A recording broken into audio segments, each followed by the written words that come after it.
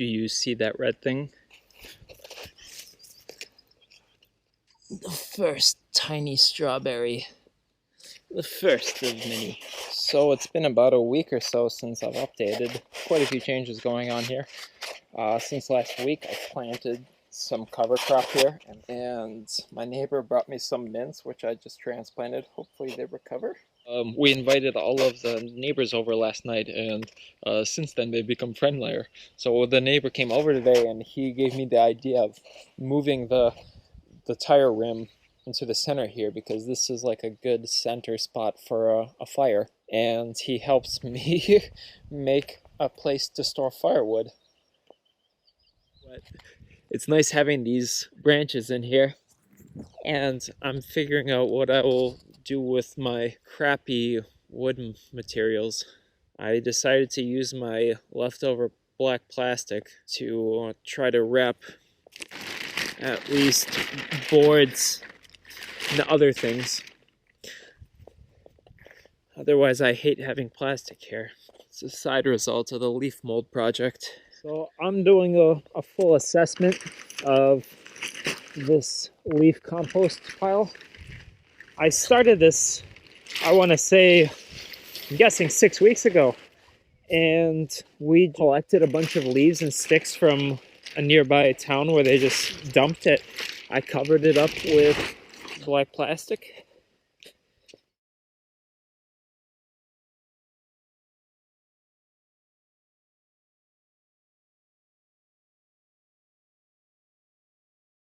It hasn't fully decomposed yet. It's getting there. I packed her back up. I tucked in the edges so hopefully the wind doesn't blow it away. Because it's too hot to work in the sun and I want to do something, I'm going to clean up this mess of pine trees. Here's what it looks like from the inside. I'm going to clear off the dead branches and I will have some space here. There's so much more space already. Now, just the tricky part is this. Well, looky here what I just found. Might be the first time I've seen a bird's nest up close. Well, I'll have to be careful with them. It's enough space for a hammock to sit across. So I'm looking at the first transplants of the juniper trees, and I'm seeing I already pulled one from there. One of them survived, but however, I'm learning I did not plant them the best ways possible. I planted this one in on an anthill, and it died. I might as well. Sorry, ants. This one survived. This one also on an anthill died, though I'll leave you be this time. Takeaway from this failure is don't plant trees on anthills, because they've died in both places and it's terrible for capturing water. I'm starting to understand why in permaculture they say that you should spend at least a year on your land before you plant anything long-term on it. It's because you realize how the sun moves across the sky compared to February, where the sun would be very low. It would set behind the hills very early on. Now the sun peaks from the other side, and you get this sort of back sunlight. And plus, the flowers are blossoming. There's so many colors. It looks so different, and it makes me realize how little I know this land. It's edging towards 5 p.m. on a Thursday, and the sun is still so high, and it's still so hot. Instead of just laying in the hammock, I'm thinking of what I can do that would be beneficial and feel good. So it's laundry time, and it's interesting walking past my land, seeing that it's really pretty crappy land in terms of quality. It's very sandy. This side is a neighbor's side. It's a little bit better here. Although I'm curious how much of it can you improve over the course of years. And here's a fascinating find that an asparagus is already naturally growing on my land. Right on the corner of my land is the other asparagus, which is getting conquered by this vine. I'll give it my hand. Otherwise, I found the raspberry bushes. All of these raspberries. I just did laundry in the river behind me. And now it's crawling out of this passageway and heading back home. One thing that's annoying is the bugs. The flies are almost always around, especially if you're out and sweaty. If you're lucky and you're cooled down in the shade area, they don't bother you. But other times when I'm doing laundry, there's big flies and small flies.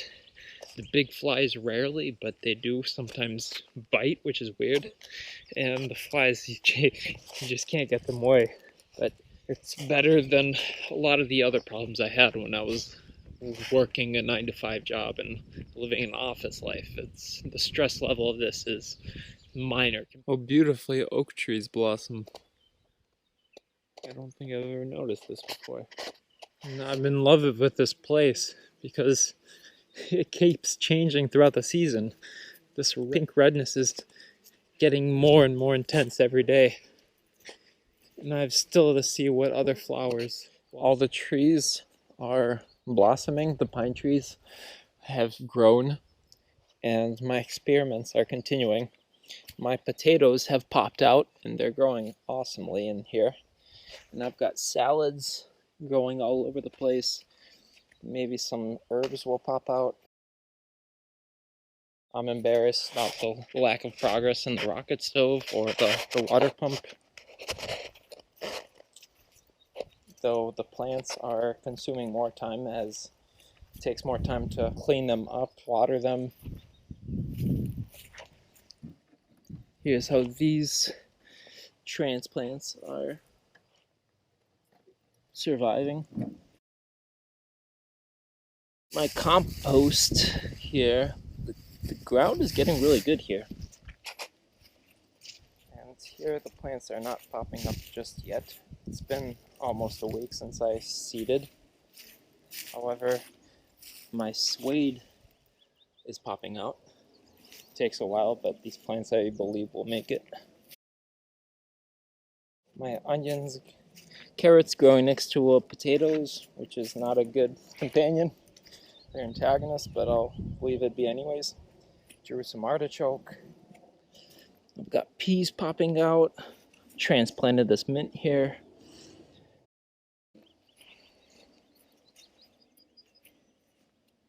My mustard wasabi is coming out.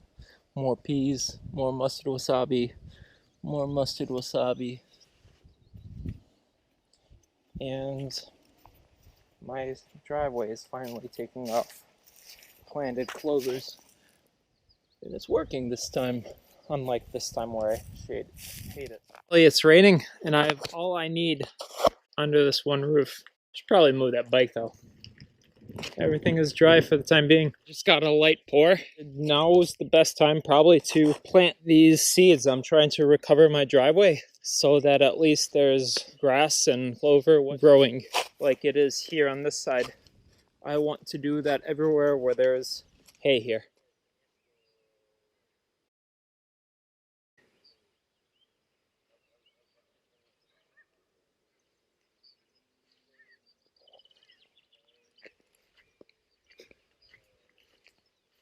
Today is one of those super hot days, and I've been hiding inside.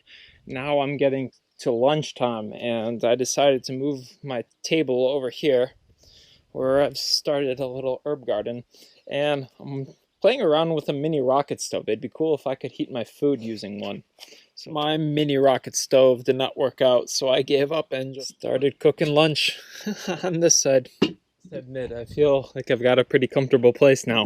I've got eggs and breakfast, and I'm so spoiled I even have YouTube to watch. I'm listening to a podcast about the history of Rome and rebuilding my pump piston. At this state, all progress on the rocket stove has come to a standstill for the past month or so, ever since I added this central step. But since then, it's too hot to work inside the greenhouse, and there's so many other things to look after now, like plants. I'm getting my lazy butt back to finishing the water pump project. So here's just an update of what I'm doing in the daytime here. Making soup here with potatoes. Painted my hat, got chalk on my face, or ash, I know that. And yesterday I started playing around with a second version of the piston pump. I see where I need to fix. It's got some leaks here on the sides and the bottom. So once it cools down today, I will go out and work more in the garden. Watering plants takes a while. So this is the piston head I built without the screws. I took them out. Well, I'm gonna take what worked from this and make a new piston head. I think I found something nifty to make this airtight. If I turn this hole back and forth, eventually maybe it'll fit perfect. And ta-da!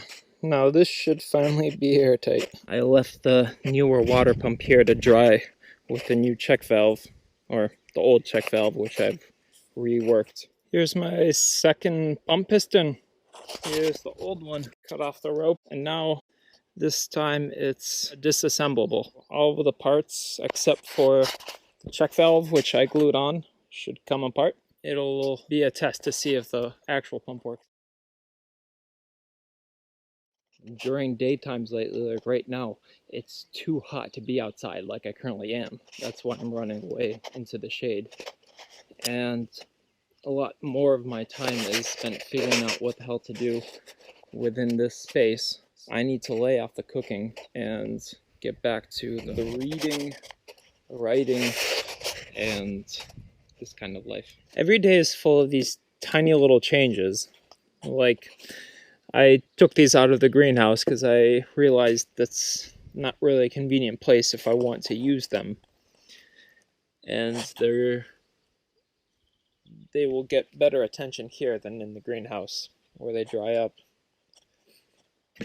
Otherwise, I'm thinking how I could make use of more umbrellas to cover up from sun and rain. I got pissed off with this chair, so I'm trying to repair it. It's not sexy, but it's better than it was before. Still experimenting with the most convenient, perfect way to build a cooking stove. I'm finding that this is too narrow. It's nice that I can feed the sticks in, although it's burning not as efficiently. These plants are tomatoes and cucumbers are doing really well.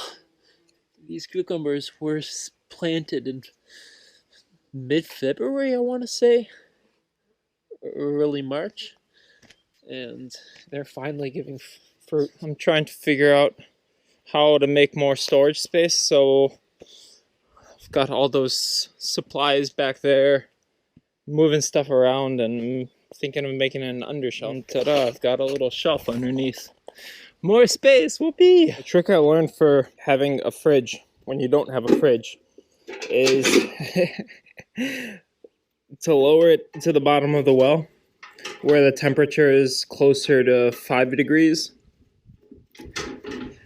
Celsius, that is. The biggest dilemma at the moment is figuring out how to make sure my plants won't die if I leave them for more than 2 days. I'm learning about something called capillary action, which this is a very poor example, but something that can suck water through a fabric or a rope down to its end over a very long, slow period. I just had my first accident. It was minor, although I was removing a drill head, and it was on a small drill so I can drill holes through a plastic bottle cap. And I guess I wasn't fully paying attention. I was so used to the movement of holding the end of the screwdriver as I reversed the head, and I turned it round. It got weird, and then part of it got stuck in my finger, and it didn't go too deep, but I am using this as a reminder to teach myself that I need to learn what if a serious accident happens. Here I was doing some surgery, cleaning and installing a band-aid. I don't know how to use any of this effectively, and it's getting me thinking, if somebody's visiting me and an accident happens and there's nobody else around, I need to learn how basic first aid for self-survival, for other people's survival. It's one of those things that you don't realize you're going to have to learn once you enter this sort of life. Here I'm trying out a new variation of the stove. Welcome to my mess. It's 2 days after my finger injury, I watched up on some first aid videos and some safety videos, how to use a drill bit, and learned about some safety precautions, like how to avoid stupid shit like this. And today I'm fasting, so I'm planning on leaving to Vilnius tomorrow. And this is my complete mess.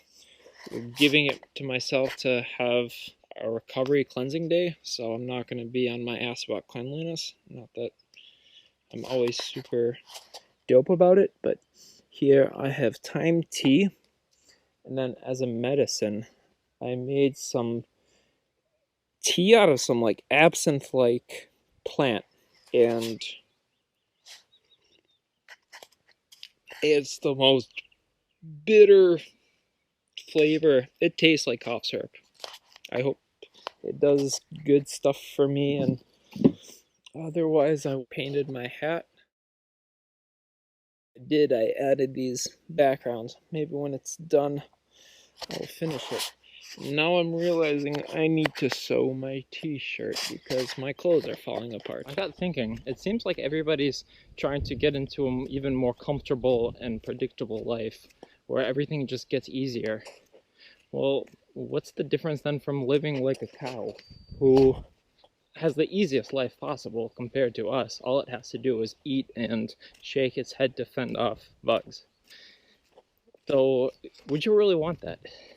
It seems instead it's the complications that add to the joy of it.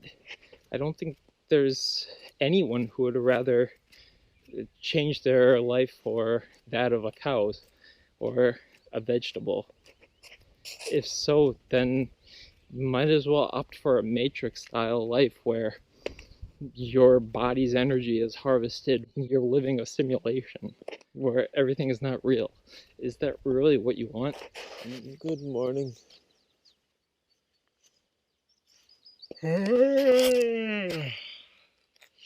Nice and sunny. It's gonna be a hot day. I recently learned about this plant called hawkweed. It lets out these flowers which blossom into something like a dandelions, and the plant is very, very invasive. You can see it lets out these stretchers. I researched it quite a bit on the permaculture forum, and it's like the one plant I can find agreement on them. They all say that you should get rid of it because apparently it's allelopathic, meaning that it slows down or inhibits the growth of other plants around it. I made one little experiment by de-weeding this entire facade of these hawkweeds. Maybe I can disrupt them. I'm curious to see if the wild strawberries will take over more of the land. And what else can I grow here? Here, for example, the entire front driveway is infested with these hawkweeds. All these flowers. And the crappy thing about them is that they don't build any biomass. They just take up space and lay low. It's good for driveways here, but everywhere else, something else more useful could be growing. I hear even the honey that they give is terrible. Yesterday, Rigodas brought some honey that his grandfather was preparing. It's so fresh, there's still bee corpses inside it. So I'm making some honey butter. Here's the second progress. It's June 11th, Tuesday.